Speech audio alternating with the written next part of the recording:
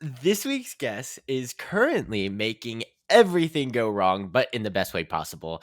You can currently see him as Dennis in the play that goes wrong at the New World stages, but you may know him from being a kid on Broadway, performing in Beauty and the Beast, Little Mermaid, Billy Elliot, or even more recently in The Ferryman on Broadway. So everything's going on. Plus, he's been in A Marvelous Mrs.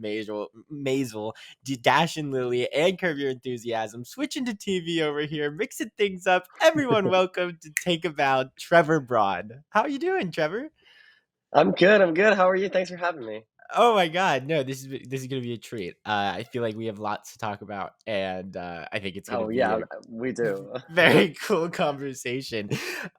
This is great. I mean, you are someone that had found so much success as a kid, 3 Broadway shows before you were 11. And now here you are doing the thing as an adult, even after college. So, like, huge kudos to you for just like, figuring the thing out. Like, it's so much harder, I feel like, from working as a kid and then like becoming an adult. And it's like, okay, great. Now what? Like, how does this work? Mm, Like, it's like a whole new world. So, before we get into that, I guess, because we will talk, I want to talk to you about it. I like to start with my first question being like, how did you get into this whole thing? Like, what made you get inspired to tell stories and perform? mm. Yeah, I mean, I've been acting and doing theater since I was around 4 years old. And I always say Crazy. it's kind of like in my blood because like my mom actually did theater when she was a kid as well, and so I grew up kind of just in that world. She was doing community theater when she was a teenager, and then when she met my dad, he kind of got drawn into the world, and he was doing like crew and tech, and he was doing lighting and building Oh. sets, and then they brought my sister in on it, and she started to enjoy it, and then eventually, I was born, and I was like, this also looks fun. So I also, got into it. So it really was like a family endeavor. And it's nice because it almost made it feel, because I was constantly doing it with my family, Mm. that almost became a second home to me. And now when I am in a theater, I just feel really comfortable, and I find myself just, reverting to this like state of, you know, feeling just very safe. And so I've been doing it for a while, and I've always really loved it. Yeah. Um, That's crazy. I mean, 3 years old, and you're still going. Good for you. What do you think it is about, like, the theater that, like, even now, you've been doing it for probably, I mean, I don't know your, like, actual age, but probably, like, 20 plus years. Like, what is that, um, I don't know, like, what is that about theater that, like, continues to mm, light that flame of, like, "This is what I wanna do?" yeah, I mean, everything. Something that's just coming to mind now is just the aspect of something being live and Mhm. something existing in a space for only that one moment. And I think that's what is constantly exciting for me, Yeah. especially with the play that goes wrong right now, but with any piece of theater. I think is just like stepping into the room and, telling stories, making people feel things, but also only then and there can that happen.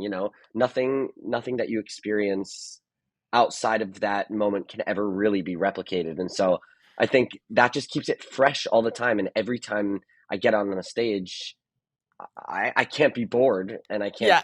not enjoy it, because it's like you never know what's gonna happen, and it's always just, it just really makes me feel present. It's one of the spaces that I feel most um here.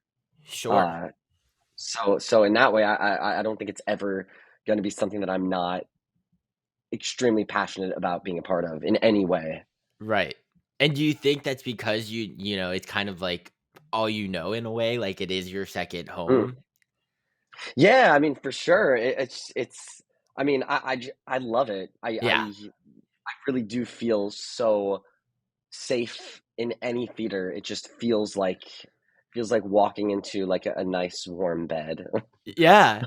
That's awesome. Honestly, because like the shows that I've done, like there's and I did a lot of shows with other kids, and there's only like 3 or 4 of us that are like actually still doing this. and like actually want to pursue it. So I feel like it's kind of like a rare thing for a child actor to really continue to fall in love with it at a at when as they get older, I guess. Totally, yeah, for sure. I know a ton of people also who've kind of you know, decided that they want to, go into other industry. And it's especially as a kid, I think it's hard growing up and like dealing with the, just, having to deal with adult problems, like things Yeah, that the same exact things that adults deal with, and that can really like grind you down and make you jaded. And right. there are of course times where I am a little bit jaded, of course, doing this 20 years, but for the most part, I don't, that doesn't matter to me so much Yeah, as like doing the thing, actually, doing the performing and stuff. Sorry, for sure. I think there's a, an ambulance. It's New It's York. okay. We're Sorry. we're in New York here. It's all good.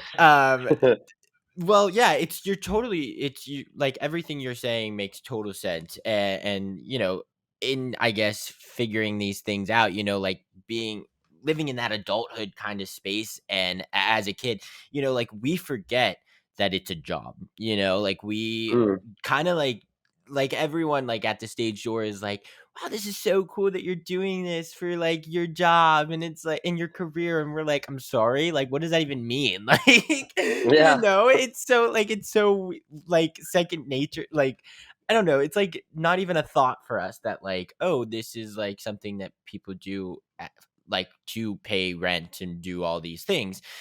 As a kid, you kind of just live in the moment of like oh my God, this is so fun. And I think when adulthood comes, it kind of just like gets scary because then it's like, mm, like reality sets in almost. So it's kind of like as a kid, performing on Broadway, you're kind of living in this fantasy, does that totally, make yeah. sense? Is that an accurate description? Maybe you can help me out. No, 100%. I think it's true because you don't have, necessarily, now I'm an adult, I guess. I don't know. Right. No, you That's a little totally scary to are. say. Grown But man here. but to be an adult and now to have to worry about things like you said, like rent and, eating food and keeping Right. myself like just like financially and spiritually and health, Yeah. health wise, everything. Whereas before, all I had to focus on was like doing this thing, doing it well enough that I'm not messing everything up, and Right. also just like getting to enjoy that. And I think that maybe contributes to a sense of like, because I had the experience growing up of just being able to enjoy it. I think I that almost has like given me this sort of like little nugget of like being like, oh, I can always return to that because I remember Uh, what that was like. I remember what it was like to not have to, have to get the job to pay rent. And although I still, now I still have those needs, right. at the same time, there's always a part of me that's like, remember why you're doing this. Because remember that little kid, remember that Mm, little like 6, 7 year old who just loved to do this? That person still exists inside of me. So I'm very grateful that I had the opportunity to work as a kid because it allowed me to kind of see this thing I'm doing in an unencumbered, fresh, like youthful way. yeah. So I I do know what you mean. It is a fantasy. It's not real. And sometimes I look back and I'm like, was that real? Was I dreaming, or right. is that real? Am I still dreaming? I don't know. Maybe.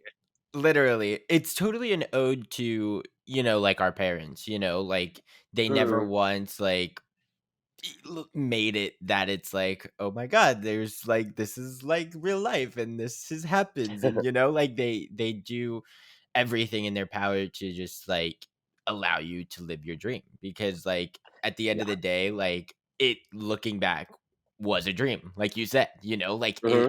was I dreaming?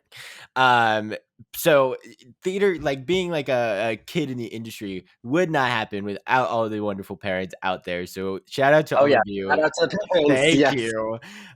they um are amazing. It's Literally. actually unreal what they do.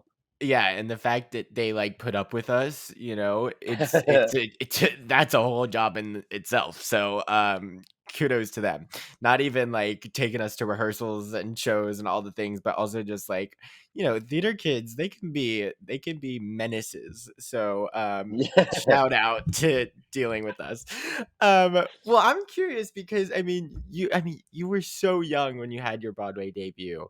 But I love to go back in time and just you made your Broadway debut in Beauty and the Beast. And I want to ask you about it. Like, what do you remember from your Broadway debut? Do you remember taking your first bow on Broadway? Honestly, no. Wow, Not that's not to like not wild. to disappoint. I was almost so young that Yeah, I don't really remember it. I have memories from, doing Beauty and the Beast, but I was, it was so long ago. Part of it feels like like subconscious. Like like yeah, it's in there, but there's no sense of like my memory where I can like recall like sense memory, just pull it out of me because it was so, wow, I was so young. Which also, leads itself back to what I was saying at the beginning in the way that like it does feel like part of this is like in my blood because it just right. has been there since before I can remember.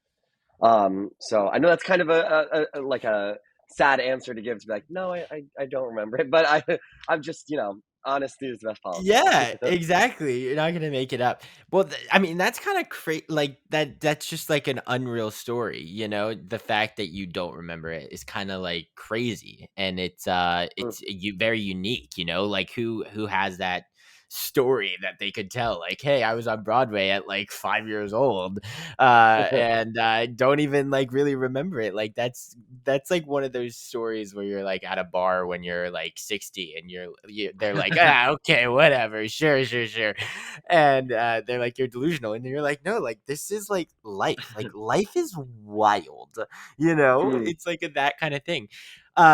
It's so funny because your first two roles, you weren't even playing humans. You were Yeah. playing a cup and you were playing a fish. Um, Yep. like does like for I mean, I'm sure now as like an actor in the way that you've grown and everything, like you kind of like look back and understand it. But like as a kid, are those even things that you think about? Like, oh my god, I'm gonna be a fish tonight, or is it kind of just like I'm just gonna do what they tell me to do? And yeah, like what's the Uh, process there? yeah, I mean, I think it's like a little bit of both in a way. I mean, I think the good thing is having grown up, watching those movies, I did have a sense Yeah, of who these people were, because I grew up, watching Beauty and the Beast, Little Mermaid. I knew yeah, those stories very well. Um, and yeah, I think part of it was understanding the character, like what existed beneath. How do you play a cup? How do you right, play a fish? But I know I understood who these people were, who their personalities were, what their relationships were. I think a big thing sure, for me was at the time is like understanding my relationships with my fellow actors, because so much of when I was in Beauty and the Beast, Chip is, relating to his mother, the Mrs. Potts. So right. for me, having a maternal figure around me on stage and speaking to her was something that I could focus on more rather than being like, how would a cup respond to this?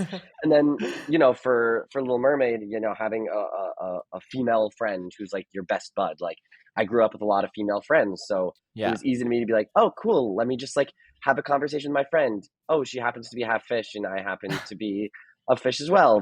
Let me just not think about that part too much. right.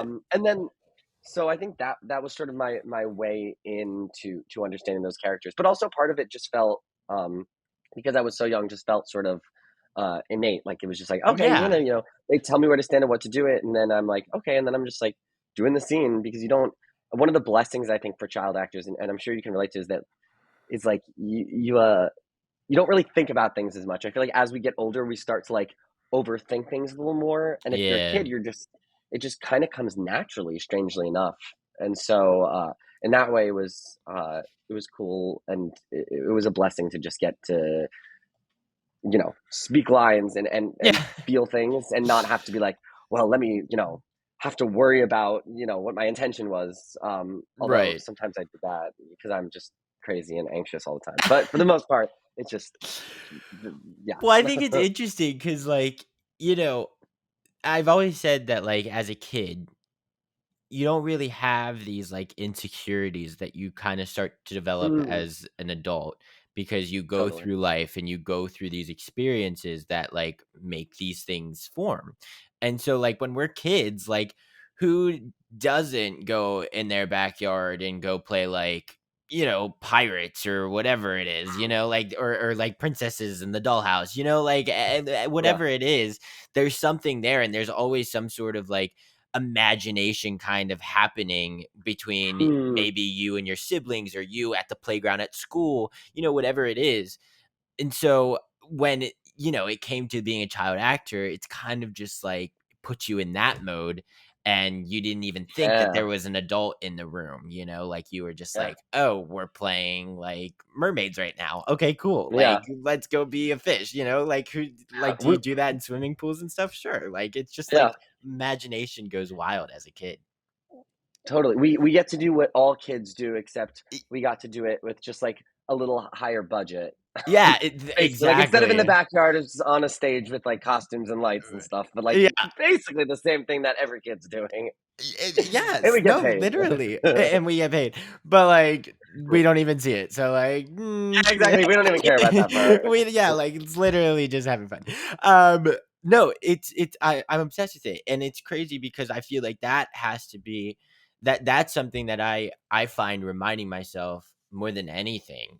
Kind of just like where is that like kid? At now as an adult, Mm, it's like going back to that sort of thing of just playing and like throw definitely. away silence the brain because there is nothing there as a kid, and you're just having Hmm. fun, and that's what worked, you know Yeah. so very interesting. It's a whole like I mean I feel like there's like a whole psychology lesson that we could like have together, but we're not doing that. We're just talking shop.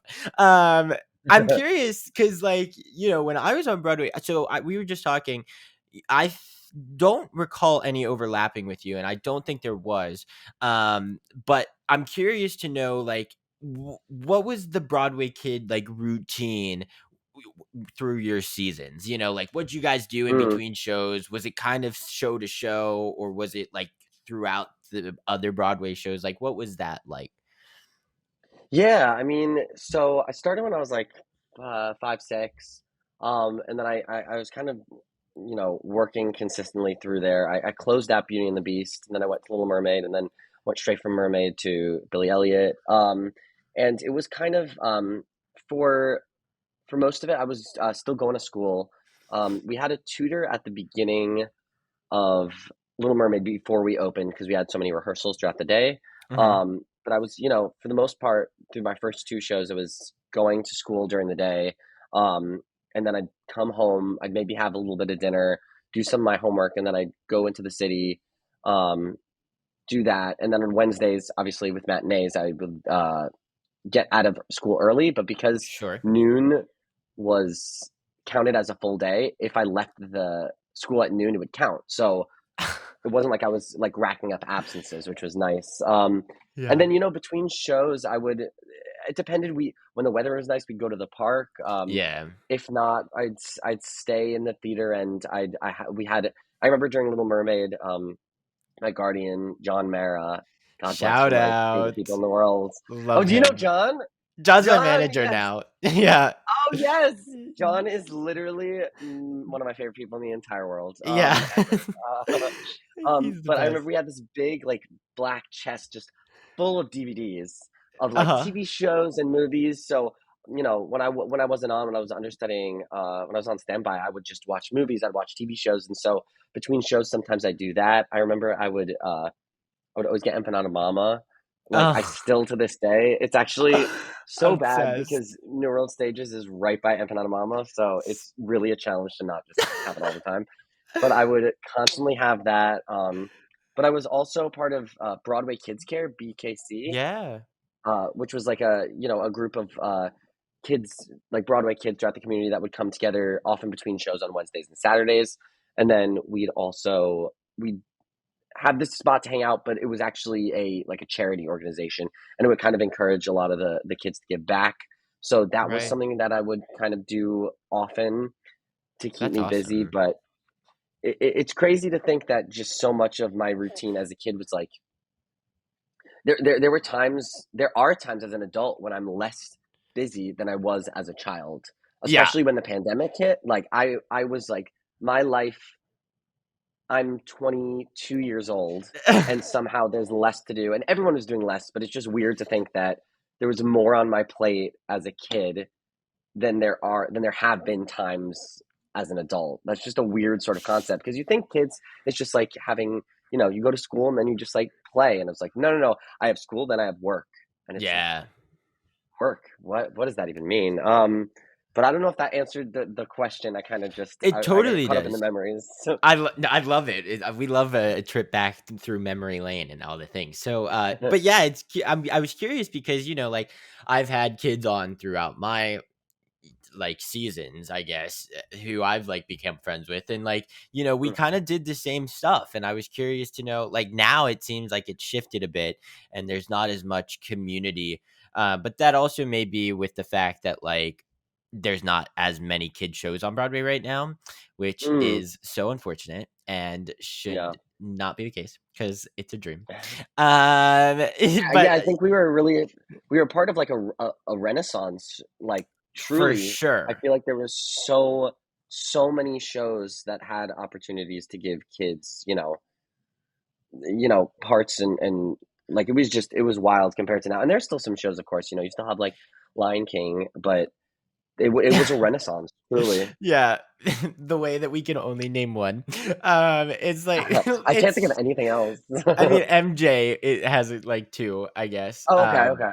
But like, yeah, it's just so bizarre because there were times, like, I mean, there was Billy Elliot, there was Annie, then there was Matilda. Like, there were Hmm. shows going that like not didn't have like kids in it, but like literally was basically the whole cast of kids. Yeah, Like there were just exactly. so many kids. So I don't. It was just like, yeah, we're very lucky to grow up at the time, like that we did, because Mm, those opportunities just wouldn't have been there now. mm, I mean, Music Man had a bunch of kids, but that's obviously done. But mm. anyways, but yeah, I was curious because that's what we always say, like, we went to the park, the park on Oh, yeah. 43rd Street, whatever. Yeah, I know Yeah, that park well. yeah. We like called it the Broadway Park, and we were like, that's just not what it's called, but it's like where we all went in between shows. You grabbed the slice of dollar pizza on the way, like that whole thing. Simpler Um, times. Oh my god, so much fun. Played on the swings, did whatever. But yeah, no, it was a blast. And then like even afterwards, like I guess the kids go bowling. And I was like, oh, that's a Oh, little okay. bougie. That's a little bougie. But I guess since I there's not many of them, they're able to like all go bowling. I feel like if that's the time mm, we went, we'd have to like rent out the whole freaking place. yeah, It was just that crazy that would be times. chaos. Yeah, for sure. They would be like, "No, you guys are cut off." We're just like, "One more Coke." No, it's okay. But okay. So going back to Little Mermaid, I guess we could shift gears to, and I'm curious because I remember growing up, and I remember just like loving Heelys, and just thought Mm, like they were the coolest thing in the world. Like if you didn't have a pair of Heelys, like if and you weren't heeling down the hallway, like were you cool? No, I'm just kidding. You were of course cool, but like that was like kind of the vibes. And so mm. you got to do that like on stage, like on a Broadway stage nonetheless. Like how cool was that? Like just being able to just, heel around a stage and kind of just like have fun and play a fish. Yeah, it was awesome. It's actually funny because I'm a rather anxious person, which comes, I'm just a bit neurotic. But I actually didn't know how to use Heelys, at least for the audition. Oh my So I god. had to like train myself to learn how to do them. And a lot of my house was carpeted. So I just remember there was this strip of, not carpeted ground in my house that was maybe like 2 feet by 4 feet. And I just remember like holding my dad's hand and just like teaching myself to Healy on this tiny little piece of, linoleum or whatever. Oh my god. And then just telling myself, I remember in the callback being like, don't fall, don't fall. And of course, I fell right on my butt. Oh, But I guess they saw the recovery. I got right back up. So I guess the recovery was like what got me the job. I don't know. a professional. So yeah, exactly. The show must go on. Yeah. So bruised coccyx and all. So I do remember that really well. But then eventually, I really got the hang of it. Of course, doing it 4 times a week or Yeah, whatever. for So sure. I eventually got used to doing it, and then it became a blast. And I remember I think I would wear them even outside of the show. Obviously, there was the costume pair that I Oh, had, but I'd like be in school and sure. still doing it. So I guess I was on wheels more than on foot most of age 9 on. Yeah, that is awesome. I'm curious, like, we talk about these Beauty and the Beast and Little Mermaid. Did you like know the shows before you like started them? Like, or was it kind of like, oh, I watched the movie because I was auditioning or because I got the role, like kind of thing? Like, were you fans, I guess? Oh yeah, I mean, of course, Yeah. both of them. Specifically, Little Mermaid. It's actually Yeah. funny. I had originally auditioned for it when they were doing their out of town tryout in Uh-huh. Denver, and I didn't get it because I was too young at the time. But then when they brought the transfer over to Broadway, the two boys who were in it at the time had started to age up, and so they're like, okay, we need more. Like we need to get two younger kids. But I Mm. remember for the audition, Ariel was always my favorite princess. I was like obsessed with Little Mermaid as a kid, absolutely obsessed. Oh. So I remember when I didn't get the job going out to Denver, I was absolutely heartbroken. Yeah. It was one of those ones that sticks in your mind. You know how like I mean you go on Oh so yeah. many auditions as a kid, and most of them kind of just you let them you get that thick skin that they always talk about. But that was one of the ones where I was like really just broke my heart. But thankfully they came Oh. back and my heart was healed. Your heart So knew what it I'm just wanted. yeah, exactly, and it got it. It's Yeah, that ambition. always. I love that. That's awesome. Yeah, so I was huge fans of both of them, and it was really it was great to get to be a part of that, and even more so than that, I think one of the things I was really grateful for at the time, and even now looking forward, is that for a lot of kids, those types of shows are their first introductions to theater. So the Yeah. fact that I could be a part of someone's, that there might be like a kid who had never seen a show before and was visiting New York for the first time, and I could be part of what you know, sparked their love of theater is really special for me because I know how important theater is in my life, Yeah. and I to even be a small part of introducing someone to theater was a pleasure. And I don't know if maybe I wasn't conscious of that at the time, but looking back now, I think it's something that I'm very grateful for, and I think is really special because you know I don't know how many times did you get to see your first Broadway show Yeah. once, and that's really a moment that I think a lot of people hold really near and dear to their hearts. So I'm just grateful that I could be a part of it. Yeah, exactly. It's so cool. I'm sure you still like, have people that I guess I don't know, that are like that saw their first show and still like follow you or like reach out or whatever it may be.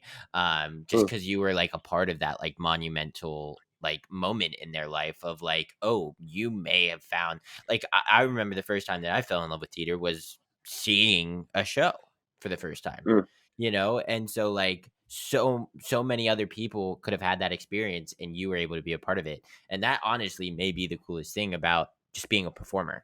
You get to mm, share your love totally. with someone that then you can pass it on to them, Mm. so yeah, I think I love everything about it. It's obsessed with being take me back, literally take me back to those days. I just miss it all so much, but it happens, and we'll see what's down the pipeline. And I mean, we won't get there quite yet because I do want to talk to you about Billy Elliot since I guess we're going Mm. in chronological order. Um, just worked out, I guess. I'm curious, like Billy Elliot is like you were starting to, I mean, you already had 2 Broadway shows under your belt and everything, and you're starting to get older and everything, but, like, it's a whole, like, I feel like different world from the other shows that you did. Um, Definitely. yeah, so especially with the character that you were playing, I mean, you played Michael and Billy Elliot, which is, like, not an easy role. It's not a role that was very, like, common for, like, kids, like, that were written for kids. And Mm. so, like, I'm curious to know, like, what was that whole process like for you? Not only as like a performer, but also like a person and like allowing Mm. to dive into this character as another person and not like a fish or a cup, even though you humanize them beautifully. But like, what was that, and especially like as you kind of got older and you started to like learn things from Beauty and the Beast and Little Mermaid, like how did this process kind of like change for you as a performer and a person? Yeah, I mean, hugely, honestly. Like, Yeah, I look back on that show, and it was really kind of a formative, like fulcrum. It was really like a shifting point for me in terms of, how I saw my job, my career, my craft, like the art of acting. sure. Um, working with uh, the Brits, because they brought the show over, and so a lot of them, were from over there. They had just a very different method in terms of how they taught things. I remember learning my first, I remember on my script, I still have or my mom rather has in our basement, like my Billy Elliot script. And it Uh-huh. was the first time that I'd actually taken notes on a script, and I could smack myself because I wrote it in pencil. And Oh. so over the years, it's kind of smudged. So a lot of it's hard to read, but I remember like learning things about like intentions and creating like imaginary as ifs and different sort of techniques on how to act in ways that felt a little more concrete and Mhm. honestly in ways that I still use to this day. And so I think it was a really big turning point for me to go from doing things that felt a little felt a little more presentational and less Mm, sort of internal, if that makes any sense. sure. And then on top of that, of course, there was just the aspect of the discipline of it all. I mean, Billy Elliot was, I don't know if you've heard stories about just like the discipline that they would, keep the kids under. And it was severe in a really great way. We were constantly, we didn't rehearse and then do the show. We would constantly be in rehearsal. We were constantly fine tuning. I mean, the Billies, Wow. the kids that played Billies were, I have so much respect for how much work went into doing that. They were spending hours and hours a week going to aerial training, doing ballet, tap. And Yikes. we would constantly have those rehearsals as well, which is why I actually, for Billy Elliot, we started, I didn't go to sixth grade because I was being tutored during that time Right. because we couldn't, we would be missing out on too much school because we were constantly in rehearsals. So in that way, I think what I'm really grateful for Billy Elliot, even to this day, is how much it taught me discipline and Yeah. how much it taught me how, if you want to yield certain results, if you want to get things to look a certain way, to feel a certain way, then you have to put in the hours and you have to put in the work. And sometimes it's gonna hurt, and sometimes it's Yeah. gonna, it's sometimes you're gonna sweat, and sometimes you're gonna, be sore. But you have to get there. You have to put in that work. So I learned. I can't put into words how much I learned from doing Billy Elliot. And it really shaped me into the man I am today. And then on top of Oh. that, just getting to play Michael, who's a queer character, and Yeah. being a kid, a queer kid who still, it was 2000 and I'm so bad. I was 11. I'm bad at years. I'm so much better at like how old I was. I was like 10, Yeah. 11, and still, Real. sort of figuring out my identity. So getting to do that in a space, even though it was public, getting to do that in a safe space, and getting to do that in the theater where you feel so supported and where I was surrounded Yeah. by people who were so supportive. Actually, I think also helped me feel more comfortable with who I am. So in Oh, that way, I'm also grateful. Yeah, Billy Elliot really, really changed my life. They all did. But Billy Elliot in a way where I felt like I was really coming into my own. stop. That I love that so much. Everything about that, because like your whole process as an actor and like growing in that sort of sense is one thing, but the way that you kind of shared that story of like Michael being a queer character and just going through that journey with him and forming that relationship with your character and figuring that out and exploring, um Hmm. that That's awesome, and I'm Yeah. thrilled that you were able to have that experience because, like, if you Mm. don't have that experience, it's like, well, then, like, life could be completely different, in Yeah, so many totally. ways. Um, that's wonderful. It's really great to hear because not often do, theater kids have, some of them can have troubling stories. So the fact that, like, you were able to Definitely. find this kind of, like, revelation, and during Billy Elliot was wonderful. I'm curious, like you talk about the whole like discipline thing, and it just, I mean, of course, my mind goes to like Matilda. I don't know if you know about like Mm. their crazy ness that they went through every Ye day, but was it like kind of that thing where you had to be at the theater like 2 hours before call time, and like you had these lift calls, and you had this and that, whatever. Was it kind of like that, or was it kind of just a whole thing literally throughout the entire day with rehearsals and stuff? Yeah, I don't know the specifics of Matilda, but I know that a lot of, I believe the choreographer and our associate choreographer was shared between the 2 shows. So I would Okay, that imagine makes that a sense. lot of yeah, I had just kind of missed the Matilda sort of era, Uh-huh. but I do like, a lot of my friends from Billy Elliot had moved on to Matilda, some of the kids that were younger than me, um, and I do even, like, I did get a sense that it was like, "Oh, this is sort of like the Billy Elliot with, like, this is like the Roald Dahl Billy Elliot." Yeah, It felt like the same sort of, the same sort of vibes, so sure. even though I wasn't in Matilda, I feel like anyone who's in Matilda, even if I don't know them, I'm like, "We get each other. We Yeah, understand that what for that was sure. like." I can imagine. First of all, because I can't dance. Second of all, because I mean, it's just wild. Like that's a whole other process in itself. Like there's not any other show that like does that, So I Totally. just couldn't imagine. And the stories that I hear is just like I like you said, like I respect the crap out of you, like kind of thing. Mm, Well, I want to talk to you because a very common thing through a child actor, and especially with the guys as they go through voice changes and stuff like that, there mm, is such thing as like aging out of a role. And I totally. believe if I like, Been there.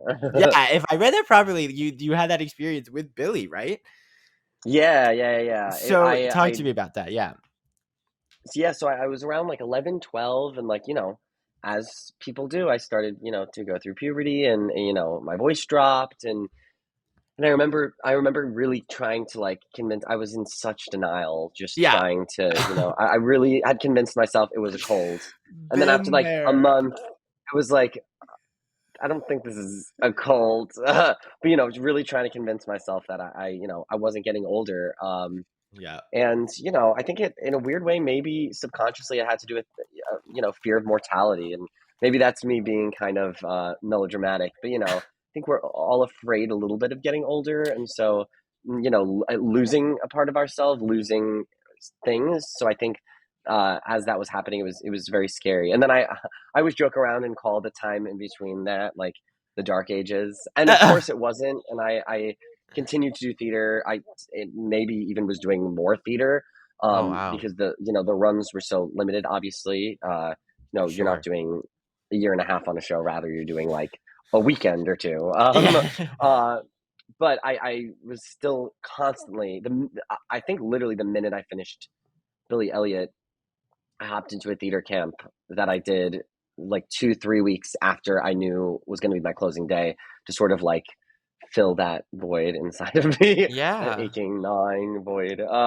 And so, despite the fact that I wasn't, working, and despite the fact that, I was continuing to audition and I wasn't really finding a lot of success there, I was still learning. I was still honing my craft. I was still constantly, uh, you know, pushing myself and putting myself in, keeping myself active in the world of theater, so that those much muscles didn't like atrophy or anything, because that would have been my biggest fear, because it was losing the thing that I cared most about. And to me it didn't matter whether I was doing it, on a Broadway stage in front of 1,500, 2,000 people, or if I was doing it, in front of my high school auditorium, or if I was doing it in a basement with a couple of people, because I just really liked doing it. So Yeah.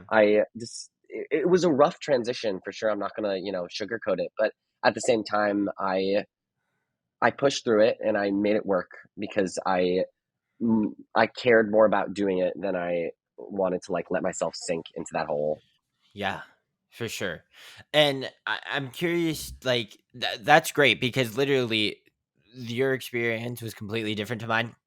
I was totally, like, on your side where it was like, I convinced myself it wasn't happening or, like, because Mm, mine actually, like, didn't happen until, like, I was 14, 15.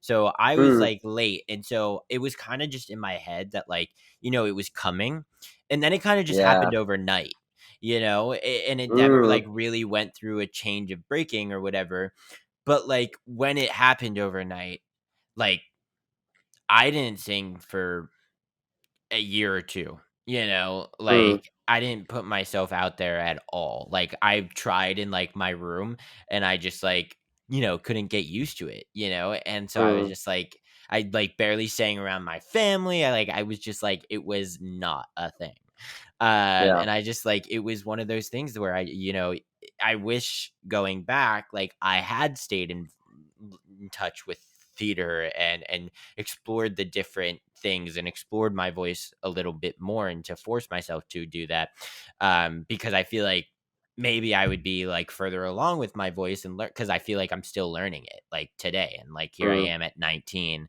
learning my voice still. And I know like it's always gonna change and whatnot, but it's nice. It like as a theater kid, you're just like, where did it go? Like this was always yeah. something that I could rely on, and wasn't even something that I had to think about, and now it's something that I have to think about. Yeah. So like going back, I was always like, I wish that I stayed in it because there was like a time where, like I said, like I shut down and I just said like, I don't like it anymore, kind of thing. Yeah. So, yeah, Well, I think it's easy in that situation to get that way because unfortunately, and as as they have to, it's they got to let you go, and there's no sort of like, there's no, they cut you loose and that's it because they have, it's a job, and like we were saying before, like unfortunately because it is a job, you can't of course they're nice to the kids, but at the same time you have to, when the time is done, and they yeah, let you go, and that can really, it can feel like a personal affront. And I remember there was times, even though I was still doing it, that I felt like, am I worthy, am I enough, like what's right, wrong with me? And that's just such a strange way to feel, and then to add that on to just the hormones and the Y- normal feelings of yeah, inadequacy when you're a real teenager. So it was, it was tough, it's tough being a teenager, and to not to only go from being a kid to being a teenager, but to go from being like a kid who's also an adult to being a teenager who was a kid who was an adult. It's just this huge sort of mind weird, strange thing. for sure. And bringing that up like kind of brought me to like, you know, it's weird because like I don't know even like how to describe this right now, but it's as a kid you get and I guess just in the industry in general, like sometimes you take the auditions personally, and you're like, oh, like Mm, what did I do wrong, or why don't I look like the part, or like why don't I yeah. do that, like, and you start to like personalize that a little bit. So then like once you get the opportunity to get the job,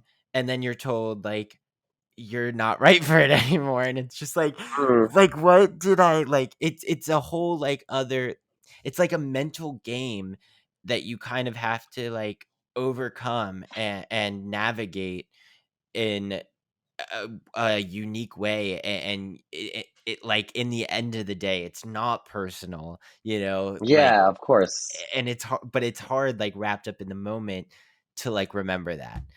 I don't know if I Hmm. worded that properly, like, I didn't wanna, like I don't know. No, I know what you mean. Yeah, It's really, and I think that's a challenge that you even deal with as an adult.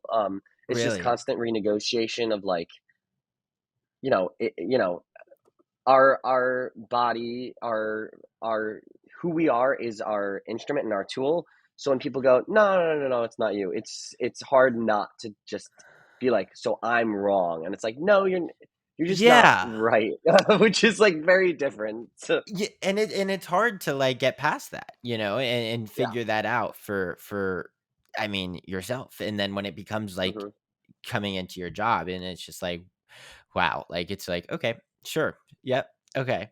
Kind of just gotta accept it and work twice as hard to get the next thing. Yep. But yeah, it's crazy. It's always a grind. This industry. I don't know why it's not like just called the grind. Anyways, well, let's talk about the play that goes wrong. I mean, you were also in Ferryman, and I could talk to you about that forever because what a beautiful show that is. But I don't Oh, yeah, want love that show. literally. Okay, well, we'll do a quick little like recap of it. Talk to me about it because this is like the first time that like, you know, I mean, for like technically you're an adult, like you Yeah. were kind of like one of the older cast members, and I'm sure you Hmm. like there were like of course other kids on stage, and I'm The, sure they like looked up to you. the middle cast members, Sure, the strangely middle enough. cast members. But like that had to be such a cool experience for you to like now work with like kids, and I mean like we'll always be kids, but like Totally. actual kids. And so like what was that experience like, kind of being like the veteran and kind of having that older brother kind of relationship maybe amongst the cast where you may have been just like the little brother. Yeah, I mean, getting to first of all, it was my first job, my first Broadway show back since since having the Dark Ages, as I call The them. Dark Ages, yes, of But course. and I was doing it while I was in school, so I was Yeah. still in college, and I was doing that. And Oh my gosh. first of all, I mean, I just want to shout out that show because that is one of I think it's one of the greatest plays ever written. It's unbelievable. Could not agree But more. getting to work with the kids was cool because, like I said, we were sort of like the middle group. So there was, I mean, that show ranged in age literally from 80s to 6 months. So we Yeah. had the full spectrum of the human experience there. But we did get the chance to get really close to the kids, especially because as understudies, we spent a lot of time. We had a dressing room all the way on the fifth floor. As you know, Broadway theaters are very tall. Oh yes. Um, And they always but stick so the we spent young ones on the highest floors because they they think we could always do it. do. Yeah. Our little legs can So, handle it, apparently. and they can, but the Guardians, I remember just the Guardians always Yeah. being like, okay, but oh, we would spend a lot of time in the basement, kind of watching the monitor, and just there was a goose and a rabbit, so it was a lot of fun in the basement. But because of that, we got to spend a lot of time with the kids, and me and the two other sort of like middle understudies that were my age. The two of them were older, and I was younger, so I almost became it was just this weird, strange sensation of being, older than the the youngest kids, and like you said, having that sort of like big brother mentality, and yet at the same time having the two older middle understudies, feeling like the younger brother to them. So kind of feeling like this sort of like gateway between the two, feeling like Sure. I could, there were even times when I could relate to the kids in certain Yeah, ways I'm that sure. the other ones couldn't, and they could advise me. I learned a lot from the two understudies on that show. I learned a ton from them. They were only 2 years older than me, but they were Mm. so they gave me so much that I am still you know that's still a part of me to this day. And Oh, so I that's really awesome. it was a cool transition because I it didn't feel quite as stark, I think, as coming into a show and being like, oh, now I'm an adult, because I was an adult, but at the same time, I got to see these kids. I got to see my own experiences, myself reflected in them, to kind of like, I don't want to say guide them through it because that's giving myself a lot of credit, but, to like, to see that with them, and to be able to relate on a level that I think a lot of people couldn't. Not many people can, know what it's like to be 8, 9, 10 years old and working on Broadway. So I got to, share that experience with them. And it was kind of it was the perfect way to sort of come back to this world that I'd stepped away from for a Right. while. Especially as an understudy, honestly, I feel that was something that I hadn't. I'd been under. I mean, we'd alternated, so I'd been an understudy. I'd been on standby half the time when Sure. I was a kid, but to be a full time standby cover was actually cool because it gave me this instead of pushing me into the deep end, I had this opportunity after not doing uh, like professional Broadway theater for a while, to kind of step back into it while still having this sort of omnipresent perspective on looking at things outside. So in every way, that experience was just a really nice portal into this place that Yeah. felt familiar, but also felt distant. Yeah, absolutely. And it must be different too, like, and maybe this kind of was part of this portal and everything in the fact that, like, this is also your first play on Broadway. And I'm sure, Totally, yeah. that whole like dynamic kind of changes with the material that you're doing, because plays tend to be a little bit more like, real instead of like fantastical, like kind of thing. Mm, So I'm sure maybe that was a part of like, you know, becoming accessing that portal, I guess, and really like yeah. learning more about it all. I mean, if acting, if not even acting, if life is just about kind of exposing yourself to experiences that, make you a more well-rounded person, Yeah. then, if I've chosen this field, then in that way, all of these things have given me an opportunity to broaden my perspective of what it means to be an actor. And so, Mm. yeah, I totally agree with what you're saying. Like getting to do a play that was, 3.5 hours long, that was an Yeah. Irish like drama, was so different than playing a cup. Right. So I got to be Real. like, oh, cool. This is like another part of my industry that I didn't even know about. And now I do. So it was jarring, but it was cool. I feel like all of a sudden I was like, oh, wow, this is a whole nother thing I didn't even think about. You just like I loved that you just like kind of like slid in the little cup, because like the diversity, the versatileness of the acting of your repertoire is so go off. That's hilarious. I have to talk to you. Okay, let's talk about the play that goes wrong, because I mean, I could talk to you about literally the ferryman and everything. I mean, this conversation is wonderful. I could talk to you forever. But I Okay. wanted Yeah, to, it's been great talking. yeah, seriously. But I want to talk about the play that goes wrong before I let you go, and give it its justice, because there's something about this show that is literally just so brilliant.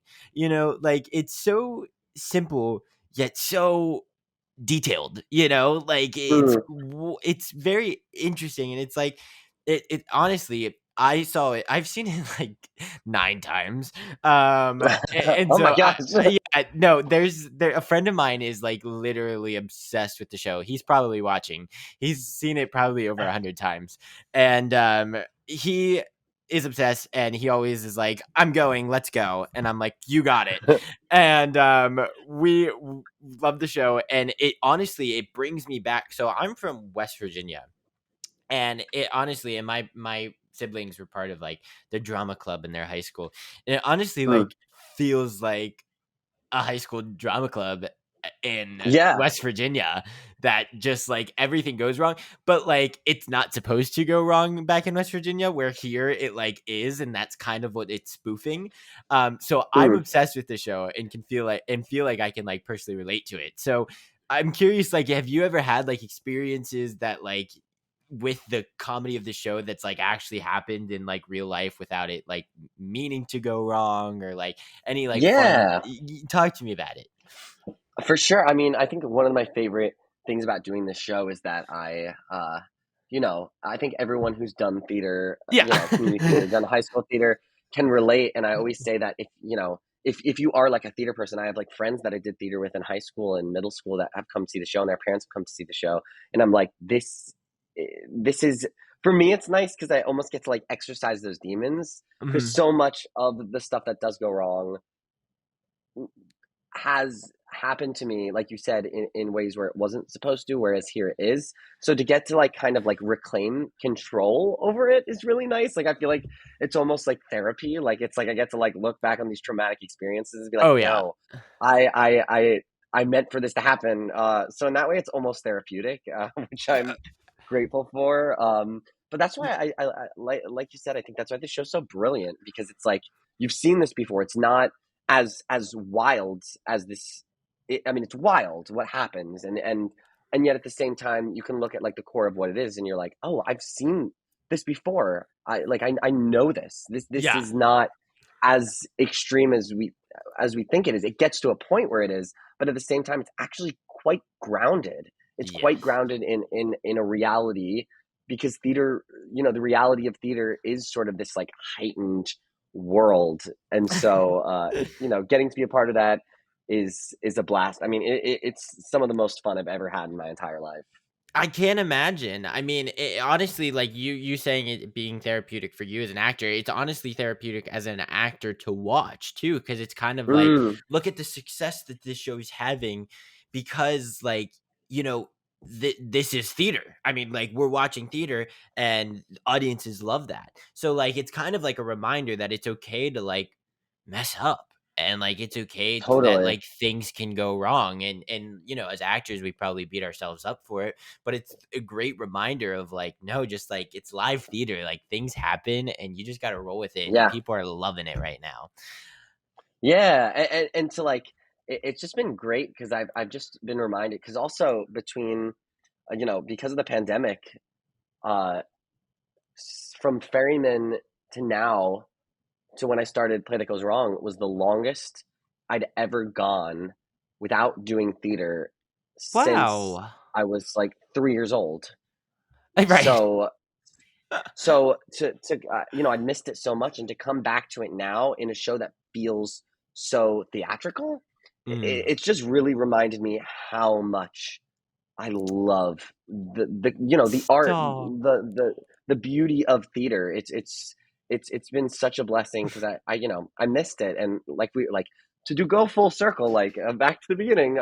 It feels like home, and so not only spending so much time away from home, but getting to come back to it feels it's just been a nice reminder of like why I love it so much, and it was so easy to be reminded of that, Oh but to yeah. get to be reminded of it every night is just so wonderful, and I'm just so grateful, and I'm in awe. I'm constantly in awe of what people are able to you know make happen in a theater Mm. every day, 8 shows a week. It is a feat, and to every show everywhere across the whole world, any venue, it's a miracle. Doing Yeah, theater is a miracle, and I'm just so I'm could keep laughing on it. I'm getting like I it's love too much, it. too much. I You're love it. such a theater kid. It's so cute. It's great. I'm curious, like with the play that goes wrong. I mean, you said everything about it. Like it's literally like a theater person, like anyone who's ever done theater, anyone who's ever seen a piece of theater, like everybody, it's for everybody. Like it's for any Mm, like theater thespian, like who like has been who's like theater is a big part of their lives kind of thing. yeah, And I think that it like there's nothing out there like it. And with that being said, like I bet you there's no other show like the last show. Like I'm sure like every show with play that goes wrong is completely different. Like it seems like some of it is even improvised. Like is that the case? Like what is it like just with audience reactions or like with all the technical yeah, things that go wrong? Like I'm sure there's even like, things that actually go wrong that aren't supposed to go mm, wrong, like it's just things yeah. happen. So, talk to me about like, that and a new I show mean, every that's night. what it's constantly new. Things do go wrong. We have like contingency plans in case like really big moments Uh-huh. go wrong, just to make sure, because a lot of it is about safety. Making sure that everyone on stage is safe. Sure. And like you said, the audience, we always say that there are 8 characters in the show, right? Eight, yeah, there are 8, and then the ninth characters are set, and then I almost feel like the 10th character is the audience. Like so much of the show changes based on how the vibe of the audience is. We really kind of like use them, not use them, but they become such an integral part of who the show is and how the show takes shape. And so every night is so different. And I'm sure you've gotten this question a lot, and people are always constantly asking, like, do you get bored doing the same thing every night? People always ask that Yep. question, which I think if you do theater, you understand that, like, it No. doesn't. But specifically with this show, like, I'm never not excited to go into work, even when things do actually go wrong, or when audiences aren't as quite reactive. It's just like they just become new challenges to overcome and new Sure. things to sort of like maneuver around and figure out. So it's constantly fresh. Every night is something new. Just the other night, literally on Monday, there's something going around, and someone's sick, and someone Oh, was on no. vacation, and I'm the second cover for a role, and the first cover was already on, and so I had to go on in a different role that I understudied that I'd almost never rehearsed. And Oh I my was god. literally walking off stage, and someone like had a script and was like, "Okay, now you're going to do this and this and this and this and this." Um, Wow. so just 2 nights ago, I totally new perspective and new way of looking at things, and that's what's so great about theater is as much as you do want consistency, of course, and you always strive for consistency in any show. That's also, like I said at the beginning, I feel like I'm just like repeating myself. Oh, sorry, but No, like, you're fine. but it feels like you know you're you're constantly it is new. It's always fresh. Yeah. No matter what you do theater, because it only exists in that moment. That night, whatever happens that night in those 2 hours. There's an Arthur Miller quote, and it's like a huge, big quote, so I can't quote it exactly. But and he probably is going to phrase it much better. But I highly recommend you look up this quote because it's one of my favorite quotes of all time. But it's something about how what's magic about theater is that this moment will only ever exist now. Only the people right here, right there, sitting in the audience, backstage, on stage, and then after that, it disappears. Yeah. It evaporates into the ether, and yet everyone who was there got to like see that time bottle, like time in a bottle, and just this magic moment that is up in the air and is gone forever. And so I can never be bored because that's the only time that's going to happen. That's so exciting to think about. Absolutely. And honestly, like I think that I mentioned I saw the show many a times and I have a friend that's seen it many a time. Um I think that's what keeps people coming back is that, Mm, like in this show, it's just not the same. It yeah. will not be the same. It is a completely different show every night. Whether it is because there is like audience interaction with the show. Like a big Hmm. piece is like the audience kind of yelling to you guys, like to y'all on Yeah. stage. And the timing is different and the filling is different, like every night. Hmm. So I just think it's uh I don't know. I think it's brilliant. I think this show is absolutely brilliant. I'm in love with the show. And it's so cool I that am you're too. a part of it. Yeah, yeah. Like any like theater kid could like totally or like theater lover could like geek about the show for Yeah. sure. Well, I'm curious, like this I don't know. When I saw the show, I was like, this comedy, it feels like it's so physical. It feels Mm, like it's a physical comedy type of show. And it's not like character. Like, I mean, I guess there are character comedy, but like, you know what I mean? There is like a lot of physical comedy in the show. So I'm curious, like, especially as of late, like with all these auditions kind of being like self tapes and everything, like, what is the audition process for a show like The Play That Goes Wrong? Because I'm sure it's kind of unique from, say, Billy Elliot. totally. Yeah. The audition process is really cool. I mean, we had initially there was a round of self tapes to start it off. And I remember them giving specific directions because I think what's hard also about the thing that goes wrong is the sort of the comedy of it. Because Uh-huh. as soon as you start playing it bad, then it kind of loses its funny. It's no longer funny because you don't want to see people trying to be bad, and rather you're trying to fight exactly against that. Everyone in the play that goes wrong is trying to make sure things don't go wrong. Everyone's trying to make sure this is the best production ever. So I remember for the initial round of auditions, they were their self tape. They gave 2 scenes, 3 scenes, and they made sure to give notes, which was really helpful because one of the things I think that's Oh. really hard about self tapes in general is that so much of the time you're kind of just you get your lines and you get a character breakdown, but you don't really get a lot of uh, you don't really have an idea of the specifics of tonality or what direction they're looking for. And so it was super helpful to sort of get a baseline of what they were looking for and some advice, and I was really grateful for that.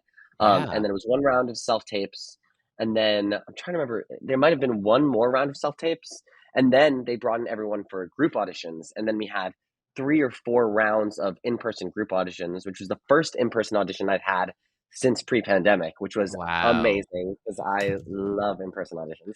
Um, Yes. Big I fan. love them. No Uh, self-tapes, so please. I totally agree. Yeah, and I do not want to act in a vacuum. Right, But right.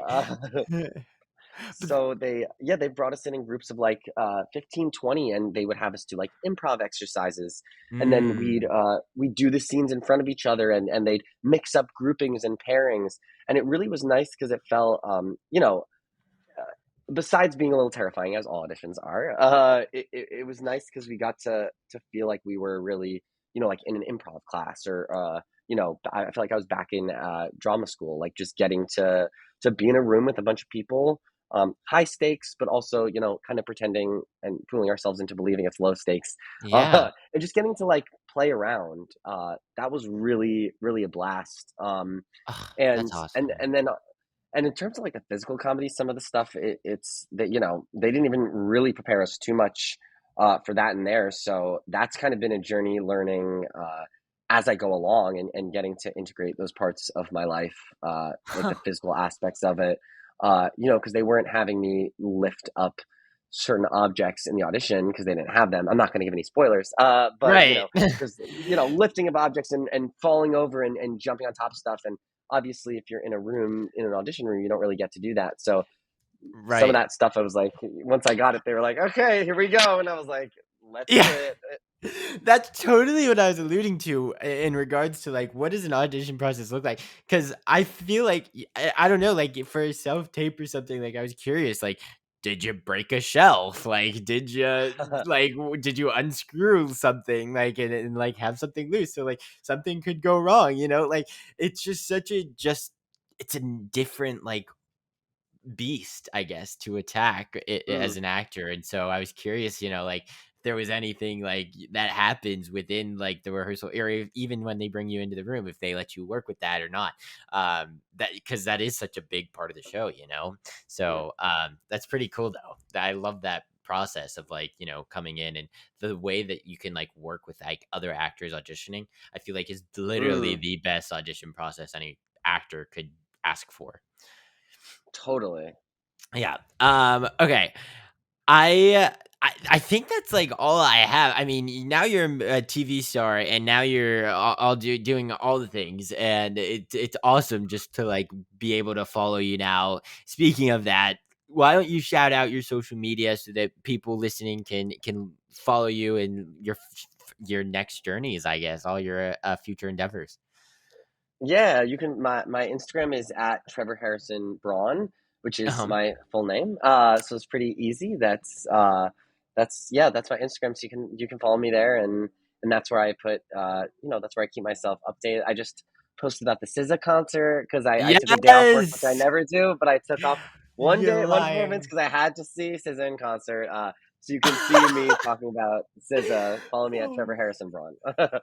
That is iconic. I am obsessed. Yeah. That's hilarious. No, seriously, and you can also go check Trevor out at New World Stages, currently at the play that goes wrong, and he's playing Dennis, and he will literally, I mean, he and the entire cast is just gonna make you cry. Like tears of laughter in the best ways during the show. So everyone go check it out. Trevor, thank you so much for Come coming see on this. here. Yeah, yeah, Thank you totally. for having me. Oh my god, this was an absolute blast. We had like a full. I feel like I talked to you forever. This is like maybe the longest time I've talked to someone. So I Oh no, appreciate I'm you doing sorry. I this. blab a lot. Are you kidding? No, no, no, no. I do too. Don't worry. But there was just so much to talk about, and I'm loved hearing your stories, and I know that everyone listening will too. So I am thrilled that we were able to do this, and we share a second home of the Fontaine, so it's good to Oh like yeah. finally meet someone that we could share that with. So it was a pleasure meeting you, and you have a lot to take a bow for. So take a bow, Trevor Braun. Thank you so much. Thank you. Of course.